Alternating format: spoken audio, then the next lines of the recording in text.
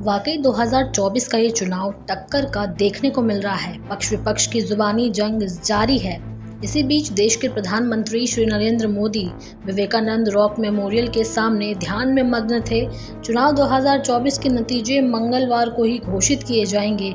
देश की 543 सीटों पर 7 चरणों में मतदान हुआ और आखिरी चरण के चुनाव होने के बाद पीएम मोदी 30 मई को तमिलनाडु के कन्याकुमारी पहुंचे और वहां विवेकानंद रॉक मेमोरियल में 45 घंटे तक ध्यान लगाए रखे और वो 1 जून की शाम वापस दिल्ली लौटे। इस दौरान उन्होंने कन्याकुमारी से दिल्ली लौटते वक्त अपने ध्यान से जुड़े कई अनुभवों को जनता के सामने मुखर होकर बोला और अपना एक लेख लिखा। पीएम मोदी ने अपने ध्यान से जुड़े एक लेख में लिखा है कि लोकतंत्र की जननी में लोकतंत्र के सबसे बड़े महापर्व का एक पड़ाव पूरा हो रहा है। 3 दिन तक कन्याकुमारी में यात्रा करने के बाद मैं अभी दिल्ली जाने के लिए हवाई जहाज में आकर बैठा ही हूँ।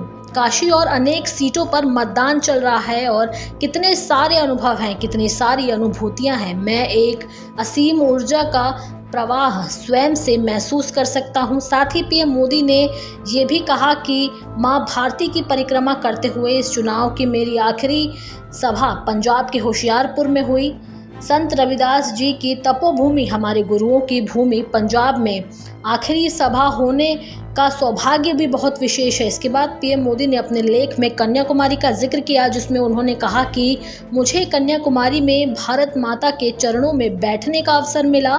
उन शुरुआती पलों में चुनाव का कोलाहल मन मस्तिष्क में गूंज रहा है। रैलियों में, रोड शो में देखते हुए अनगिनत चेहरे मेरी आंखों के सामने आ रहे हैं। माता बहनाओं बेटियों के असीम प्रेम का जो ज्वार है, उनका आशीर्वाद, उनकी आंखों में मेरे लिए विश्वास, वो दुलार, मैं सब कुछ याद कर रहा था। पीएम मोदी के कन्याकुमारी दौरे के बाद विपक्ष की जुबानी जंग चालू है। कुछ नेता पीएम की इस यात्रा को एक एजेंडा दिखा रहे हैं, तो वहीं कुछ नेताओं का ये कहना है कि मोदी है तो ही सब कुछ है और मोदी ही देश को पार लगा सकता है। ऐसे में देखना ये रोचक होगा कि 2024 में बाजी कौन मारता है।